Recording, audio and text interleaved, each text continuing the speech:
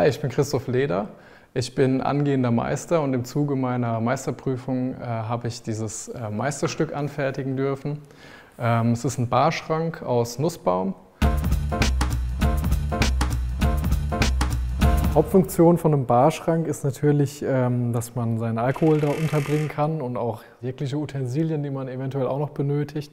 Deswegen habe ich zum einen hier im oberen Bereich einen Glashalter noch aus Massivholz auch gefertigt und angebracht, in dem man eben Weingläser einschieben kann. Hier hat man generell Ablagefläche, ja, hier kann man Flaschen hinstellen, da hinten kann man vielleicht noch kleinere Gläser drauf abstellen.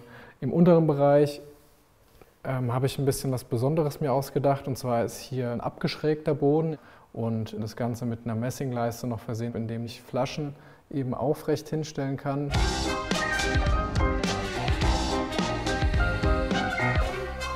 Also die Idee für mein Meisterstück kam schon lange, bevor ich mich überhaupt dazu entschieden habe, auch die Weiterbildung zum Meister zu machen. Und zwar basiert das Ganze auf meinem ursprünglichen Gesellenstück. Das habe ich heute auch mit dabei. Das sieht rein äußerlich sehr ähnlich aus, ist es im Prinzip auch vom generellen Aufbau. Ich habe hier keinen amerikanischen Nussbaum, sondern eben einen französischen, der ist im Farbspiel ein bisschen anders und auch nicht so schlicht gemasert. Die Inneneinteilung ist auch deutlich einfacher gestaltet. Es hat einfach damit zu tun, dass beim Gesellenstück die Anforderungen natürlich deutlich niedriger sind als beim Meisterstück. Also offiziell habe ich für mein Gesellenstück 80 Stunden Zeit, fürs Meisterstück 120, also 50% mehr Zeit im Prinzip. Dementsprechend sieht das Ganze auch ein bisschen einfacher gestaltet aus. Den Korpus habe ich umgesetzt in Brettbauweise. Das bedeutet nichts anderes, als dass die einzelnen Bestandteile wie Boden, Deckel, Seiten aus einzelnen Brettern bestehen, die miteinander verbunden sind. Die Verbindung ist hier bei mir mit Fingerzinken gelöst. Das hat zum einen einen optischen Grund, ja, das wirkt sehr schön, weil ich hier eben die unterschiedliche Maserung von dem Deckel und von den Seiten sehe. Und zum anderen ist es auch die richtige Holzverbindung für Massivholzbauweise, weil das Holz gegenseitig arbeiten kann. Wenn die Temperatur sich ändert oder die Luftfeuchtigkeit, dann arbeitet Holz, auch wenn der Baum schon lange gefällt wurde. Und ich muss irgendwie dem Holz ermöglichen, dass es sich in eine Richtung bewegen kann. Deswegen die Fingerzinkung. Dann kriegt es Platz und ich merke es auch, wenn ich hier drüber fahre. Je nach Jahreszeit ist es mal mehr und mal weniger bündig. Den Bau des Meisterstücks muss man auch dokumentieren. Das kann man entweder durch Bilder machen oder auch durch Videos. Und hier sieht man jetzt mal, wie so ein Korpus verleimt wird. Da ist vorab noch zu sagen, dass der Bau des Meisterstücks natürlich alleine gemacht werden muss. Manche Schritte funktionieren aber einfach nicht alleine, so auch das Verleimen. Verleimt wird der Korpus mit ganz normalem Weißleim, wie man auch aus dem Baumarkt kennt. Und der bindet einfach zu schnell ab. Deswegen arbeitet man da gerne auch mit einem Partner oder mit einer Hilfskraft und mit vielleicht sogar zwei. Der erste Schritt ist natürlich vorab, dass man einmal alles trocken zusammengesteckt hat, um zu gucken, dass es auch passt. Und dann muss alles schnell gehen. Ja? Das heißt, Leim angeben, Teile zusammenstecken und Zwingen ansetzen. Und wenn ich dann noch Zeit habe, kann ich noch den überschüssigen Leim, der dann aus den Fugen kommt, auch wegwischen, um dann im Nachhinein weniger Arbeit zu haben.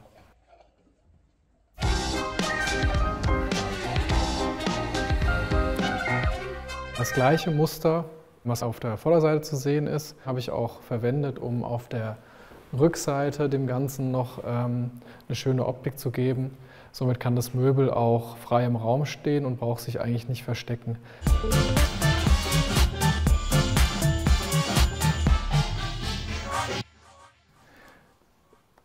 In der Planungsphase von meinem Meisterstück kam irgendwann auch die Frage auf, wie die Frontgestaltung umgesetzt wird. Da ist natürlich die Auswahl bei den Mustern groß und auch bei den Farbtönen groß, und ich und meine Frau waren da unterschiedlicher Meinung. Deswegen bin ich darauf gekommen, dass man die Front einfach wechselbar gestalten könnte. Das heißt, die ist im Prinzip hier nur mit Magneten gehalten und kann bei Bedarf auch ausgetauscht werden.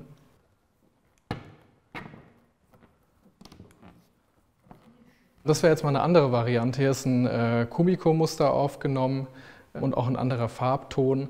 Aber wie gesagt, im Prinzip ist alles möglich und erdenkbar, was einem selbst gefällt. Was man hier sieht, sind die Beilagscheiben, die sind im Prinzip einfach aufgeklebt.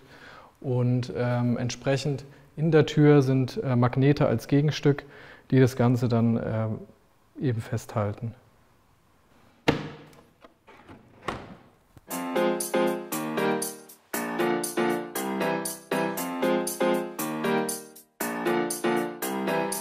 Da ich keinen Griff wollte, um die Türen zu öffnen, habe ich einfach auf dem Deckel eine kleine Griffmulde eingefräst, die man reingreifen kann, um die Tür aufzumachen.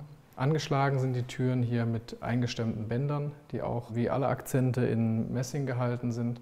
Besondere Schwierigkeit ist hier, dass ich, wenn die nicht sauber eingestemmt sind, einen Versatz zum Korpus bekomme und dann die Türen nicht mehr bündig abschließen. Das kann sowohl oben spürbar sein, als auch an der Seite dann letztendlich. Die Türen werden durch Magnete zugehalten. Das merkt man hier. Die fällt alleine zu ab einem gewissen Punkt. Die sind von innen aber nicht sichtbar. Ich habe einen Streifen runtergeschnitten, einen relativ dünnen, so ungefähr 5 mm, habe dann die Magnete eingebohrt und eingeklebt und danach den Streifen wieder aufgesetzt und das Ganze verschliffen. Dadurch entsteht natürlich eine kleine Haarfuge, aber durch die schlichte Maserung fällt die eigentlich gar nicht auf und wenn man nicht weiß, dass sie existiert, dann sieht man sie auch überhaupt nicht.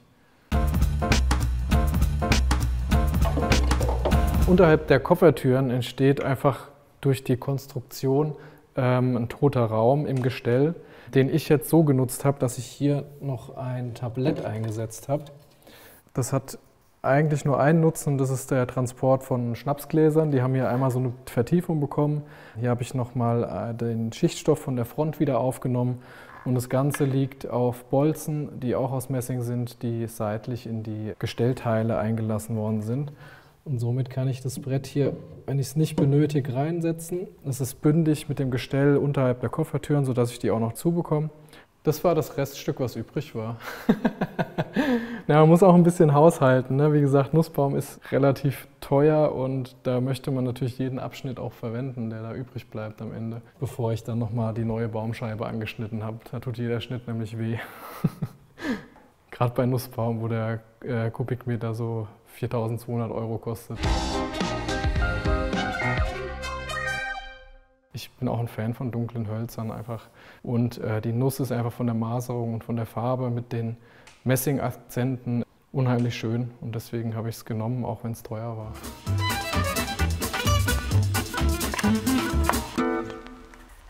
Der Korpus sitzt auch auf einem Massivholzgestell aus ebenfalls Nussbaum. Der hat hier unten eine Schattenfuge, die ringsum läuft. Die hat einmal einen optischen Grund, dass der leicht über dem Gestell schwebt und hat aber auch einen praktischen Nutzen, da die Koffertüren ja sonst nicht aufgehen würden, weil sie am Gestell schleifen, wenn die keine Luft haben würden. Als Eckverbindung habe ich hier den sogenannten Castle Joint verwendet. Das ist im Prinzip eine Verbindung wie ein Schlitz und Zapfen.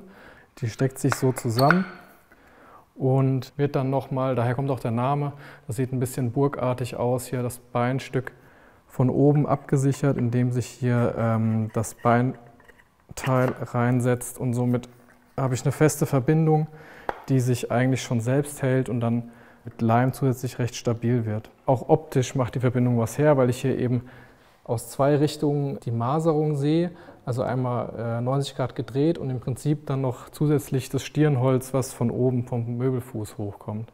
Zeitgleich habe ich natürlich auch die Problematik, dass 3 Teile möglichst fugenlos ineinander passen müssen und dadurch ergibt sich eben der Schwierigkeitsgrad, der das Meisterstück dann auch meisterlich macht.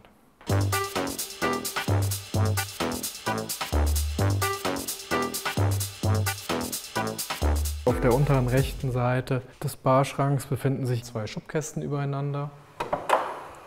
Die sind auf Vollholzauszügen geführt und haben als Griff einfach eine Mulde eingefräst, in die ich dann noch ein Messingstück eingesetzt habe, um das zu hintergreifen. Ich bin auf die Suche gegangen nach einer Öffnungsmöglichkeit für die Schublade.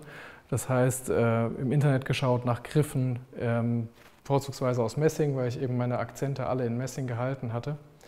Und mir ist keiner aufgefallen, der mir gefiel. Deswegen bin ich dann darauf umgestiegen, einfach selber einen zu entwerfen, der auch dezent ist. Ja, das spiegelt hier wieder so ein bisschen die Geradlinigkeit auch von den Messing-Akzenten wider. Deswegen bin ich hier auch auf eine schlichte Grifföffnung dann gekommen letztendlich. Klassischerweise gehören Vollauszüge aus Holz in jedes Meisterstück und werden auch gerne gemacht. Also es gibt noch mehrere Möglichkeiten, einen Schubkasten traditionell zu führen, aber der Vollauszug ist so ein bisschen die Königsdisziplin und deswegen sieht man die eigentlich in jedem Meisterstück. Die Prüfungskommission gibt immer gerne vor, dass das Meisterstück meisterlich sein muss. Was sie dann da rein interpretieren, kann man mit denen ausdiskutieren oder auch nicht. Aber neben den Anforderungen hat man natürlich auch noch an sich selbst Anforderungen, die man sich stellt. Das hat viel mit Stolz zu tun im Handwerk. Man möchte am Ende, wenn das fertige Stück vor einem steht, auch sagen können, dass man damit zufrieden ist und dass man das Beste rausgeholt hat, was möglich war. Man hat Rückschläge gehabt, man hat Erfolge gehabt, so wie es immer so ist bei so einem komplexen Stück. Deswegen ist es auch schwer, das mit einem Preis zu beziffern, aber wenn man es mal betriebswirtschaftlich sehen würde, müsste man so um die 15.000 bis 20.000 € dafür verlangen. Da das aber keiner zahlen möchte, behalte ich es sehr gerne auch selbst und schaue es mir jeden Tag auch gerne an. Gefällt euch mein Meisterstück oder hättet ihr was anderes gemacht? Schreibt es gerne in die Kommentare. Wenn es euch nicht gefällt, dürft ihr es gerne für euch behalten.